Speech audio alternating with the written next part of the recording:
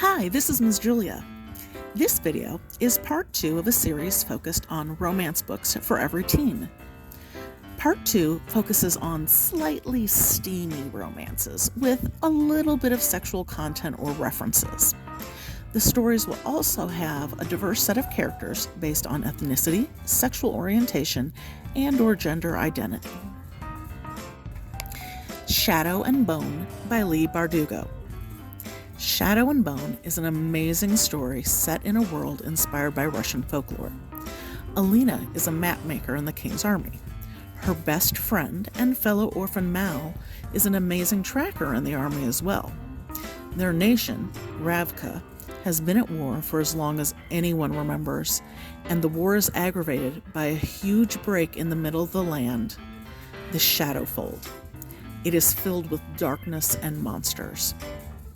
The Shadowfold was created many years ago by the Dark Heretic, who was a Grisha who could call shadow to himself. Now, his descendant, the Darkling, as well as other Grisha, all of whom can magically manipulate either the elements, human bodies, or mechanical devices, fight in the Second Army to win the war and destroy the Fold. When Alina participates in a mission to cross the Fold, it is discovered that she can summon light.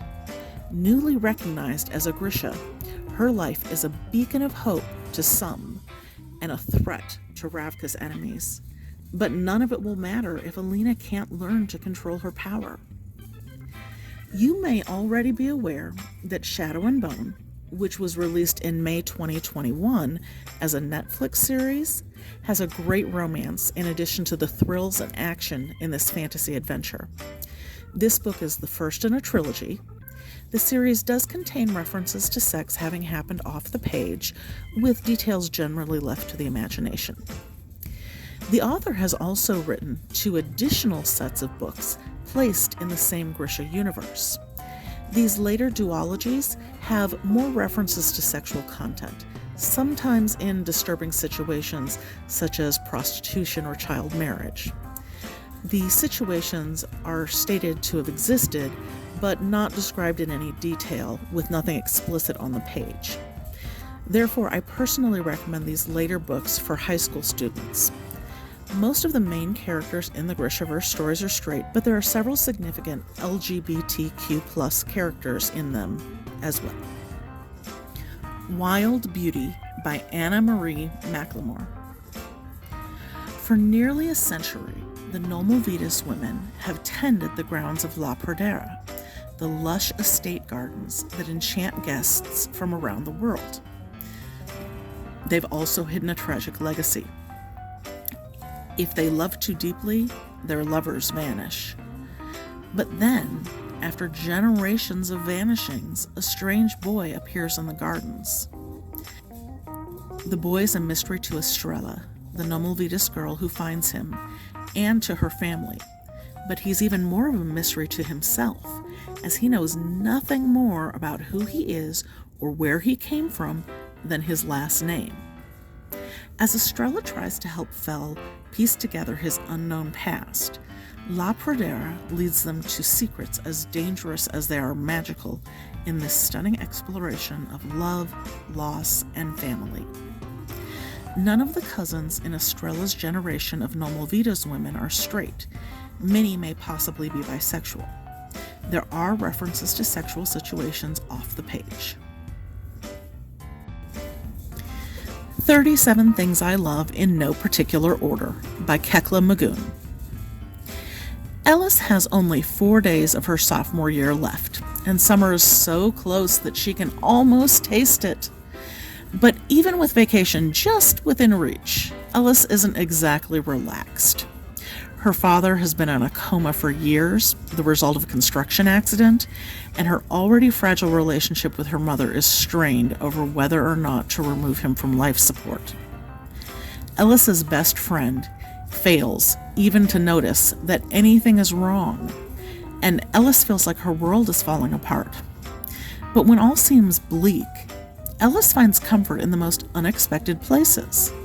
Life goes on, but in 4 fleeting days, friends are lost and found, promises are made, and Ellis realizes that nothing will ever be the same. The story does contain some sexual situations, as well as both gay and straight characters. All These Things I've Done by Gabrielle Zevin. In the year 2083, chocolate and coffee are illegal. Paper is hard to find, and water is carefully rationed. New York City is rife with crime and poverty, and yet, for Anya Balanchine, the 16-year-old daughter of the city's most notorious crime boss, who happens to have died recently, life is fairly routine. It consists of going to school, taking care of her siblings, as well as her dying grandmother. Anya also has to avoid her loser ex-boyfriend, and oh yeah, she's trying to not fall in love with the son of the new assistant district attorney. That is, until her ex is accidentally poisoned by the chocolate her family manufactures, and the police think she's to blame. Suddenly, Anya finds herself thrust unwillingly into the spotlight, at school, in the news, and most importantly, within her mafia family. Main characters are straight, and sexual situations are discussed, but it's the level of violence in this story that causes me to recommend it for high school readers. The Wrath and the Dawn by Renee Ahdieh. In a land ruled by a murderous boy king, each dawn brings heartache to a new family. Khalid, the 18-year-old caliph of Khorasan, is a monster. Each night he takes a new bride, only to have a silk cord wrapped around her throat to choke her come morning. When 16-year-old Shahrazad's dearest friend falls victim to Khalid, Shahrazad vows vengeance and volunteers to be his next bride. Shahrazad is determined not only to stay alive, but to end the Caliph's reign of terror once and for all. Night after night, Shahrazad beguiles Khalid, weaving stories that enchant, ensuring her survival, though she knows each dawn could be her last. But something she never expected begins to happen. Khalid is nothing like what she imagined him to be. This monster is also a boy with a tormented heart. Incredibly, Shahrazad finds herself falling in love. How is this possible? It's an unforgivable betrayal. Still, Shahrazad has come to understand all is not as it seems in this palace of marble and stone. She resolves to uncover whatever secrets lurk and, despite her love, be ready to take Khalid's life as retribution for the many lives he has stolen. Can their love survive this world of stories and secrets? Main characters are straight, and the violence of the story makes it appropriate for high schoolers. The Winner's Curse by Marie Rutkowski. As the daughter of a general in a vast empire that revels in war and enslaves those it conquers, 17-year-old Kestrel has two choices. She can join the military, or she can get married. But Kestrel has other intentions. One day, she's startled to find a kindred spirit in a young slave who is up for auction. Aron's eyes seem to defy everything and everyone. Following instinct, Kestrel buys him with unexpected consequences. It's not long before she has to hide her growing love for Aron. But Aron too has a secret, and Kestrel quickly learns that the price she paid for a fellow human is much higher than she could have ever imagined. This book is the first in a trilogy, and main characters in this book are straight. The Summer of Jordi Perez and the Best Burger in Los Angeles by Amy Spalding. Abby Ives is 17, fashion-obsessed, and gay.